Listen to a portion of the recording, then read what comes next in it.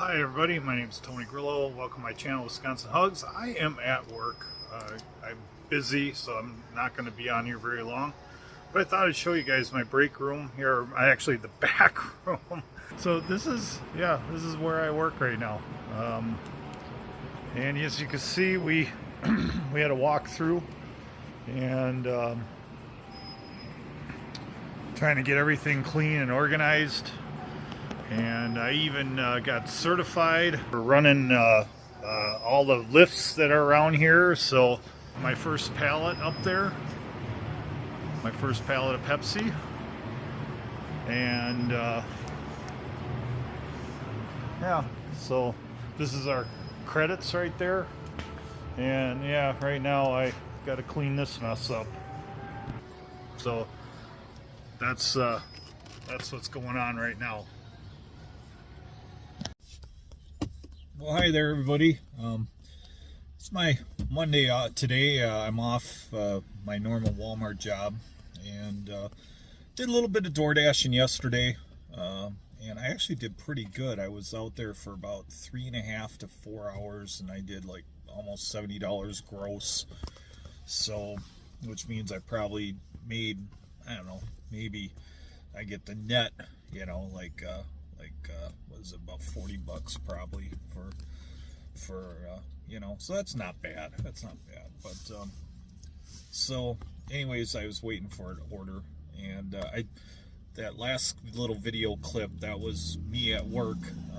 And Walmart job's been going pretty well. I actually met my boss's boss. He stopped by today, or my boss's boss's boss. So however that goes, his good guy, and he I haven't met him. I took over that area, I don't know, about what, 2 months ago, maybe 3 months ago. I started working in that department, and then they were going to hire another person, a lady from a different store, to run their store, the one I'm at, but then she backed out.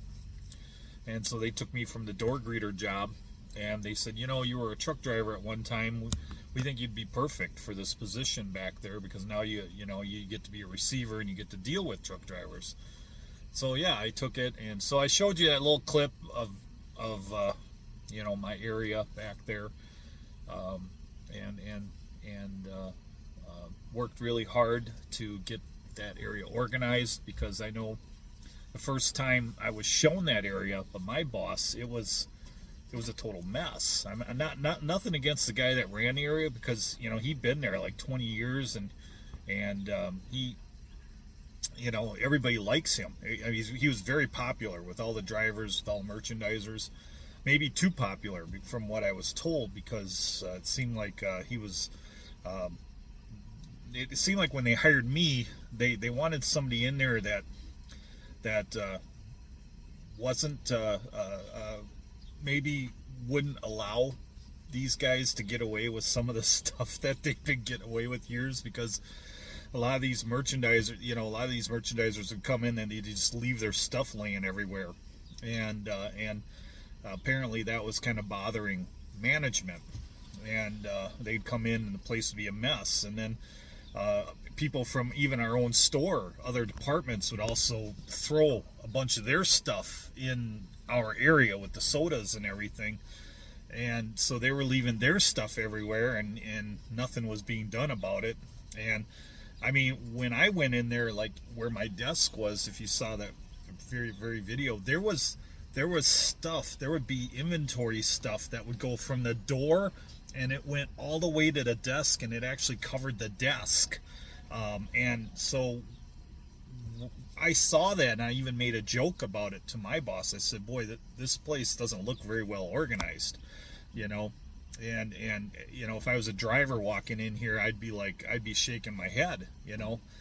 And so I made a vow that, you know, when they offered me the position, I made a vow that I wasn't going to allow that area to look like that ever again. And I think I've accomplished that. At least I may not know how to do everything that's involved with the job. I'm still learning every day the computer system and how to do all the paperwork and everything like that. But I'm gonna keep that area as well organized and as nice looking as I can, so it appears that I do know what the hell I'm doing at all times.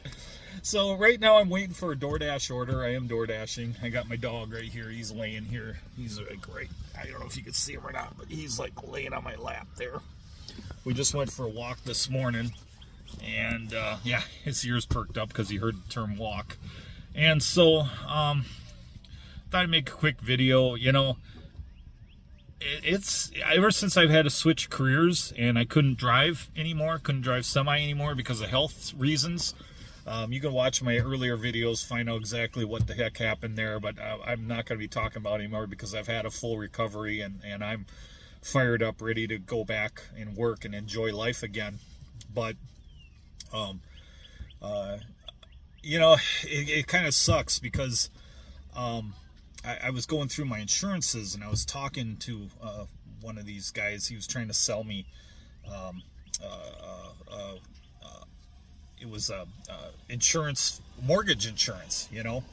And I remember talking to this guy before I had my medical condition, and you know, he had and then he talked to me again, and so I'm sorry for the pause there. Something showed up on my thing I was reading. So anyways, the thing that bothered me about the mortgage insurance is that you are paying a premium every month for something that has diminishing returns, because every time you make a mortgage payment, you lower the value of your mortgage, you know. And so if you're buying insurance, like a life insurance policy, you're paying for a set amount. You know, if you have an insurance policy for $300,000, you're paying every month. You know, if you die, your family members will get $300,000, and they get that money to pay for the house. And then if you keep, you know, if you keep paying on the house, that lowers what you owe on the house, and then they could take the life insurance money and pay the rest of the mortgage off and keep the house. But with mortgage insurance, you know, you're paid for diminishing values. You keep paying the same amount for a diminishing value, and that kind of bothered me, and so I didn't want to buy it at the time. But here's the thing, when and then not only that, but if you die, then I don't know how mortgage insurance works. If it would still, yeah, would it pay the? I think it does pay the mortgage if you did die. But in my case, I had a medical condition, you know, where I could work. I wouldn't be able to work, and I didn't know if I'd fully recover. I might be partially paralyzed for the rest of my life. Luckily, I wasn't. I lucked out. But when that. I could have had my mortgage paid off if I would have bought that insurance. Now, see, with life insurance, you have to die to collect the money. With the mortgage insurance, I didn't have to die. And now that I've had a full recovery, I could have had my house paid off. I would be really in a good shape. I would be in good shape right now if the mortgage paid off. You know, I could easily work a job like Walmart and have money left over, and I could do some things like remodeling the house like I want to do, and just enjoy life and not have to work my ass off like I did as a truck driver, you know, driving all over the place, getting fat, and then wind up having what happened to me, being in the hospital and paying hospital bills, you know. So, but anyways, I got a little bit off track, but so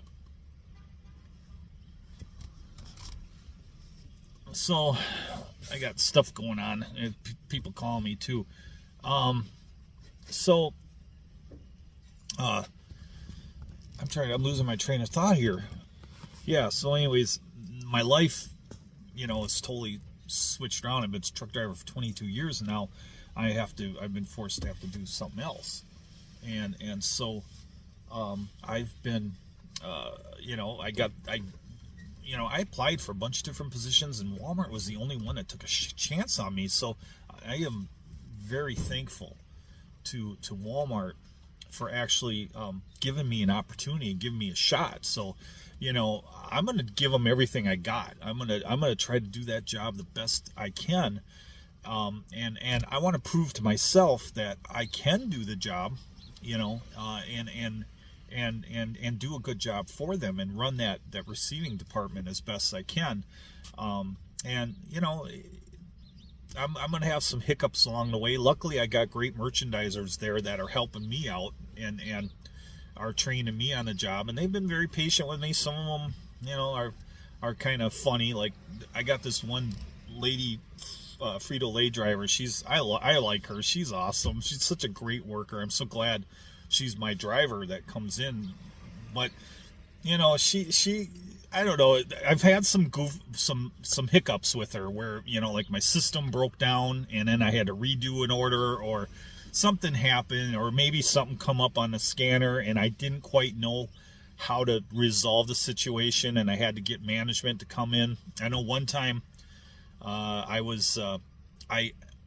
somehow or another I was trying to punch in with my phone, and it wouldn't allow me to punch in. And so because I could not punch in to Walmart, I couldn't get their scanners to work, because you have to be punched in to use the scanners. And so, I had to go to management and get that straightened out. But anyhow, one time, she was, I come walking in, and she's actually waiting for me. Somebody must let her in the door, because I wasn't there to let her in the door. And so, so I'm trying to get all my stuff together, and then I walk over to where the receiving area is, and she's standing in front of a door. And so I walk over and I, open the door up and slide it up, and she goes, "That's not my door." And, I realize, I look, I'm like, I'm still half tired. It's 4 a.m. My body, I took this job over and I have to be there at 4 a.m. I'm still half asleep, and so I have no idea who's behind what door, and I know there was a little glass thing there, and I could have peeked through and saw if it was a Walmart truck or a Frito-Lay truck. I didn't know who was there. We got 3 doors there. But, the way she said it, I was just like, I'm half tired, and I'm like, God, I don't need this crap. I don't need somebody giving me, shit, right now, And so I just made a comment back to her. I'm like, well, I'll get you figured out one of these days. I guess next time I come in to open up a door, I will pick the one that you're not standing in front of, and I'll have a 50-50 chance of getting it right. And the look on her face was just like, and I can't help it, but if you're gonna give me shit about how I'm doing my job, yeah, I could throw it back at you, but I couldn't help it. I had to say it to her. And I know another time, she doesn't work Wednesdays, and I can't remember her schedule. I deal with hundreds and hundreds of vendors every day, but I knew she hadn't come in on Wednesday. I guess Wednesday's her day off. She gets one day Wednesday, and I think she gets Sunday off, or maybe Saturday off. I don't know. So she gets 2 days off during the week. It's a split days during the week, and I remembered she hadn't come in yesterday, and so I made the comment. I said, "Yeah, I didn't see you come in," and she's like, "I don't work Wednesdays. I've never worked Wednesdays." And I'm like, "Oh, yeah, okay. Well, I guess I almost missed you yesterday." It's just like, I don't. What do you do? What do you say when you got people like that you're dealing with, But, and then I had a run-in with my Pepsi guy, my Pepsi merchandiser. He's such a cool guy. I love that guy. He works his ass off, and he and it's kind of like, he got mad at me because he left a pallet on the floor, and I've been kind of, this is one of the things that they got mad about. The management got mad about these guys leaving pallets on the floor, these merchandisers. They and they were kind of leaving them wherever they wanted, and it was kind of messy, and that was one of the things that I've been, as the new guy, as a new receiver, I've been kind of getting on them about it, that I don't want their pallets on the floor, and I've kind of been getting a little bit, maybe I'm getting a little too hard-headed about it. I mean, there's a certain point where you gotta find the middle ground, a little bit, and you want these guys to work with you. You don't want them to work against you. But I came in one morning, he had a pallet on the ground, and it was a busy morning because I was having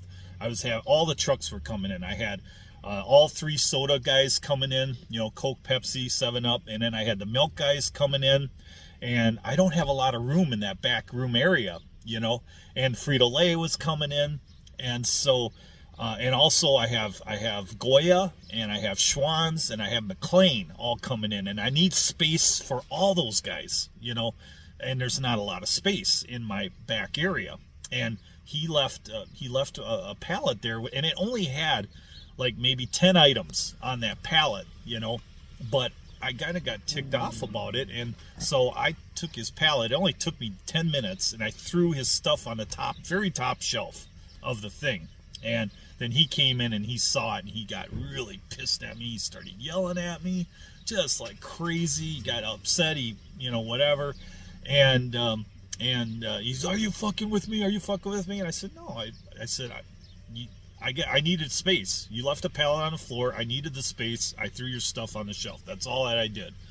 So anyways, he got all mad. He created a scene, and and people were like, "Man, you should have kicked him out of the store.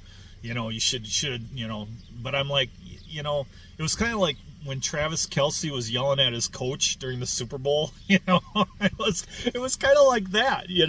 I felt like I was the coach. I was still tired. It was like early in the morning, like 4 or 5 in the morning. And so I'm still trying to wake up, and I gave plasma. That was the first time I gave plasma the previous night. And so I was a little out of it that morning. And so I really didn't have a whole lot to say to him. In fact, I just walked away, because at that point, why get into it with this guy? I don't need to get into it. I don't want to get into it. I just have a job to do. And, so anyways, I had a talk with my boss, because my boss heard about it. Matt, he's a cool guy, young kid, very, very cool guy, computer genius, has a degree in computer programming, So he comes in and, he talks. He was in the AP watching the computers. He has me come in there, so we have a private area to talk. And, he was basically, he set me straight on how things worked, and I was in the wrong. Okay, generally as a receiver, we don't touch their stuff. Okay, we could touch their stuff, but we don't put it on the shelves. Okay, that's kind of the rule there.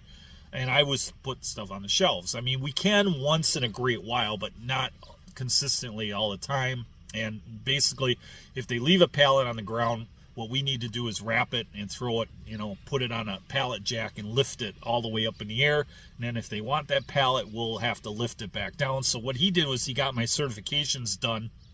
And I have the proper certifications and the proper training. I can now run the lifts. And then he cleaned out a bunch of stuff on the top rack. And so now I have the ability to wrap anybody's pallet, and I'll throw it on the top, which I did do. I did that a couple days ago. I wrapped my first pallet and put it up there. Asked my boss how I did. He said, "Well, you need to wrap it just a little tighter." And I'm like, "Okay, all right." But otherwise I did fine on it. So that's how I'm learning. That's how I'm learning how to do my job. And now the merchandisers come in and they're seeing what we're doing here, and they've actually been doing even a better job than before. I thought they were doing a pretty good job before, but now they're even doing better, because they're like, they don't want their stuff put up on the tops. They're actually making sure they're getting their stuff on the floor, getting it out there on the floor, getting it out there where it belongs, where customers can buy it, and not leaving stuff in the back room, and especially not leaving stuff laying around on the floor in the back room where I have no room for stuff to be laying around. We can get away with it on a slow day, but if the next day is morning and it's going to be a busy day, like Monday, Wednesday, Friday, I can't have stuff laying around on a Tuesday night or a Thursday night. They have to have that floor cleared off, so that when Monday morning rolls around, I got room to put pallets when the other guys show up, when these truckers show up. That's what I need. So I know this video is getting really long, but anyhow, that's been going well. And I, been learning the tricks and everything, but also I've had to take a hit on my personal life as far as the money is concerned. And so, I was like, God, how are these guys doing it? Like if you're in Walmart, you've been there for years and years, like 20 years, 30 years. Apparently they give you like a quarterly raise. It's just a small raise, but every quarter you get this raise, automatic raise. And it helped out. I got my first quarterly raise, and that raised it like $20 a week. So that's an extra $80 a month. And so that helps out. But I realized that some of these other guys, in order for me to make it and not have to go back into trucking, because if I go back into trucking, I run the risk of living that lifestyle that put me in the hospital twice. So I need to just stay out of trucking right now. I need to be in a job where I'm on my feet, I'm moving around, and I'm exercising, and I get to go home every night to my sweetie and everything. And see, So, anyways, I don't know if he likes it too much. He really liked riding around in a semi with me all the time, but he gets stuck at home now. But I do have kids there, and my girlfriend's brother's kids are there, and you've probably seen them in other videos I've done, and she's there too. And then her daughter's stuck around for a little bit because she's got heart surgery that's coming up quick, so she's been staying by us so that her mom can take care of her when she has her surgery, because she'll need attention too. So, but you realize that people, especially with the way I'm 55 now, so, and I'm making like half of what I'm making when I was driving truck and working at Walmart. So I realized I'm gonna have to find some hustles, some side hustles, some part-time jobs. And so I started door dashing, which has been going pretty good. It helps out because I could set my own schedule and dash whenever I want. And then I started, donating plasma, because I lost a crap load of weight, and I'm off all the medications at the moment because I'm doing really well. And the job that I'm at, I'm constantly, and now with the donating plasma, I even have to take better care of myself because I have to make sure I'm drinking tons of water, and I need to eat the right foods so that I keep my blood protein levels right. And I got to make sure I'm doing everything right and keep the iron levels right in my blood. So I'm eating a lot of green stuff, and I got to keep losing the weight. So stay healthy. So I've been donating plasma, and that's an extra income right there. So now it's like I got two hustles going on. I got the DoorDash, and that's helping because now all of a sudden, I was in a situation where I had to recover. I had like 5 or 6 months. I'm at 6 months now from when it happened, the event that happened that put me in the hospital. So I'm in the 6 months from when that happened, and I have fully recovered. I feel awesome. I could go back into trucking if I wanted to, because I get a letter from the doctor saying I checked out, everything checked out, I'm fine, I'm good to go. But I don't really want to do it. If I did any driving, I'd want to do it maybe part-time, where maybe one day where it's a local route and I'm running local. I don't think, but I want to give this a shot. I want to see if I could succeed in Walmart, doing the receiving job that they gave me. They took a shot on me to do, and I really like it. I like the people there. I have an awesome team. I have awesome managers. I have awesome bosses. It just seems like everybody there, even the coworkers, they're awesome.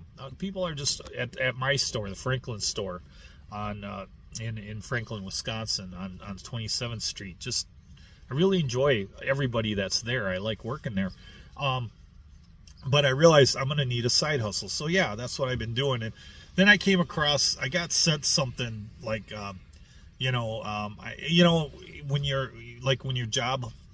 searching for jobs and everything, I've been on those apps, and then they send you stuff, like they text you certain things. And one of those texts I got was, hey, we can wrap your car with advertising like Neapolitan ice cream, and we'll pay you, $600 a week for 6 months if we can wrap your car with a decal. And I thought, oh my God, if I can make $600 a week and and wrap my right here, I could wrap my new truck, Neapolitan billboard on my truck. Man, I could, $600. That would be a nice third hustle. I could really do well. But then something in my gut just sounded like, this doesn't sound right, because if this was real, you'd see everybody driving around with Neapolitan wraps around their vehicles.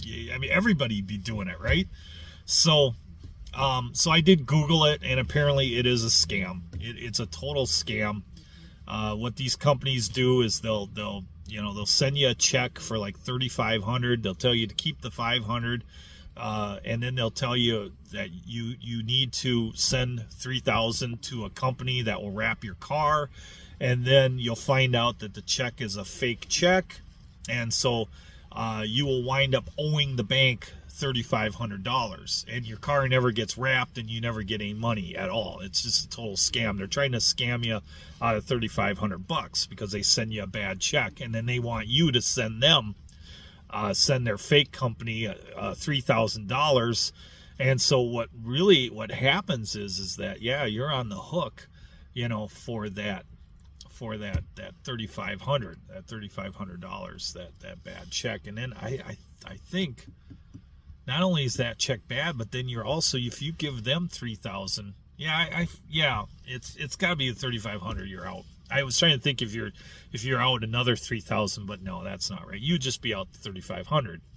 So anyhow, so that's a scam. So I'm still trying to figure out ways to make money, side money. But all right, well, this video got long, and I'm gonna get back to dashing. Apparently my dashing was suspended because I was doing these videos and everything. So I got to get back to working my side hustle. My washer went out in my house, so I got to buy the girlfriend a new washer because she likes, she likes her clothes clean, and she likes her boyfriend to have nice, clean, washed clothes. So probably be doing that later today. I'll probably go get her a washer today. But it's it sucks. It couldn't come at a worse time. But isn't that the way life always goes? Just when you start clawing, you start getting ahead, and you start, things start going well, you start figuring things out, and you're working your ass off, and you're finally starting to get put a dent in some of the bills.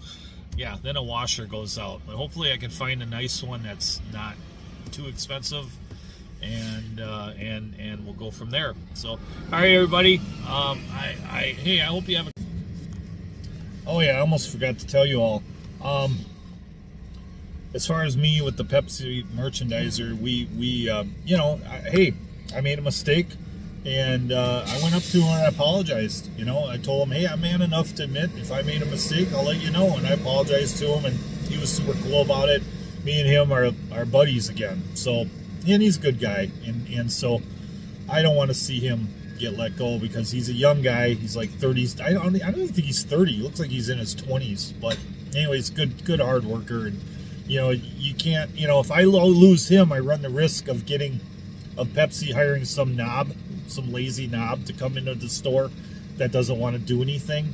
And then I'm in more trouble, because we sell a lot of Pepsi, and then we need a merchandiser to come in, and he's got to keep those shelves full, and he also runs not only Pepsi, but he runs Gatorade, and he runs the stuff in the cooler. And then we also have an open face area where they sell Pepsi stuff with food that you can buy. There's like an open face area where you can go in, you can get food, if you want to buy a quick sandwich or a hot dog or whatever it is they got there that they make. The deli area makes the food. They put it in there, and then they also have chips there, Frito-Lays in there, and they got other goodies that are there, like snacks that you can eat, like grandma's cookies, which is also handled by Frito-Lay, or anything else. So all right, so that's all I got for you. Have a great day.